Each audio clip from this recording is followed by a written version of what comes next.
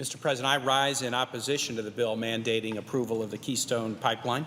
I oppose the project because I believe accelerating the development of tar sands oil is contrary to our national interests, our economic interests, national security interests, and environmental interests. I believe there's no way to fully analyze this question without grappling with another question: is carbon pollution from human activity affecting the world's climate in a negative way? Because if carbon pollution doesn't affect climate, then tar sands oil in this pipeline would not be a significant issue for me. But if we accept the general scientific consensus, and Virginians do, that carbon pollution does cause negative changes in climate, stopping or even slowing the development of tar sands oil is good for the United States and good for the world. Some who've encouraged me to support this project duck when I ask them this question: do you think man-made carbon pollution affects our climate? One Virginia CEO whose company is filled with scientists basically told me, I don't know, I'm not a scientist.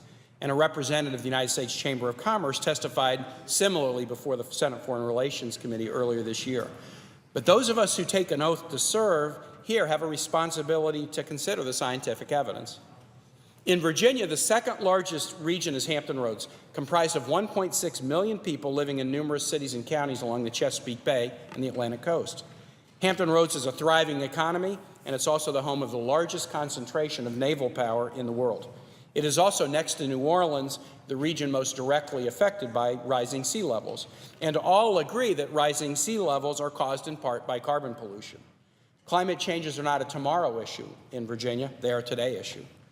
Throughout Hampton Roads, rising sea levels are causing significant challenges: flooding roads, homes and neighborhoods damaged, some even unmarketable, economic harm to families and businesses.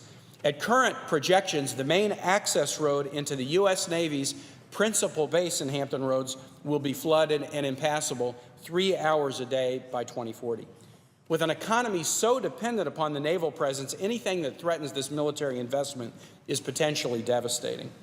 I sponsored a symposium on sea level rise in Hampton Roads this summer, attended by hundreds, with bipartisan representation from local, state, federal officials and members of Congress. The concern is real, and virtually all estimates of sea level rise in this community pose staggering challenges to every aspect of life here for years to come.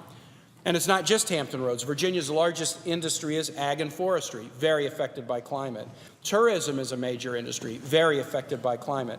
Aquaculture, an important industry, very affected by climate. So those who would want to duck the question of climate change or challenge the scientific evidence, I say to them, come to Virginia with me and talk to people whose lives are being seriously affected today by climate changes caused in part by escalating carbon pollution. So, what's the answer to this problem, and how does it relate to the Keystone Pipeline? We have to continue to move toward a cleaner energy economy. We can't throw the brake on the use of fossil fuels. That would be unrealistic, and it would hurt our economy. As governor of Virginia, I supported building a state-of-the-art coal plant in exchange for converting a plant that predated the Clean Air Act to natural gas. I support development of offshore energy. We can use a phased approach to produce energy cleaner tomorrow than today, reducing pollution caused by energy sources through innovation and creating jobs. And guess what, Mr. President? As you know, that's exactly what we're doing. Wind power involves no carbon pollution, and it's the fastest growing energy source in America. Cleaner tomorrow than today. Utility-scale solar electricity output has increased 23-fold in the last decade. Cleaner tomorrow than today. The revolution in natural gas production in the U.S. has turned our country into the world's leading energy producer and helped us reduce carbon pollution. Cleaner tomorrow than today. Innovation driven by smart regulation in the American auto industry means we're producing cars that go much farther than ever before, and these developments help reduce demand for oil and prices that consumers experience. Cleaner tomorrow than today. Virginia ratepayers have supported nuclear investments over the years that have enabled us to generate 40% of our power through non-carbon technology. Cleaner tomorrow than today. And just as new technologies helped us make coal plants cleaner in the 80s to battle acid rain, there are ways to make our existing and future coal plants emit less carbon pollution. Cleaner tomorrow than today. And with the U.S. taking significant leadership steps, it's more likely that other nations will do so as well. I believe our innovative path forward is one of the reasons why China was willing to announce recently that they'll take similar steps.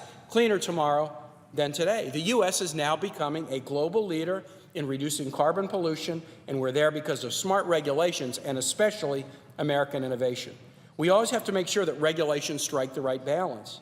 But by becoming cleaner tomorrow than today, we're creating jobs, protecting the environment, reducing our trade deficit, and ending our overdependence on energy from foreign nations. And as members of the Armed Services Committee, the members here on the floor, the reduced energy independence is great for American national security.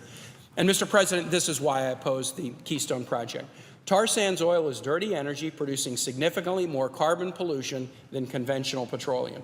After all we have done to be cleaner tomorrow than today, why would we embrace a technology that is a huge backslide, that produces more, not less, carbon pollution than conventional sources? Embracing a dirtier energy technology moves us precisely in the wrong direction. Now, Keystone as a simple project is neither the environmental game over that some would suggest nor the energy panacea that others promise. But whether or not we embrace tar sands oil development does send a message about how we intend to meet American and global energy needs. We can either send the message of cleaner tomorrow than today or send the message anything goes.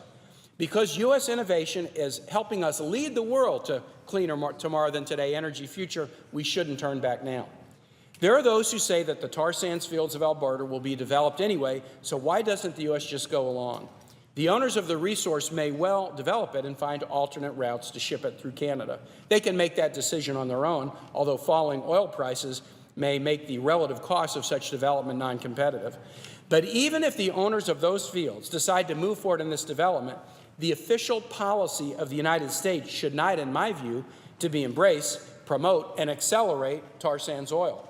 Our official policy should be cleaner tomorrow than today, not anything goes.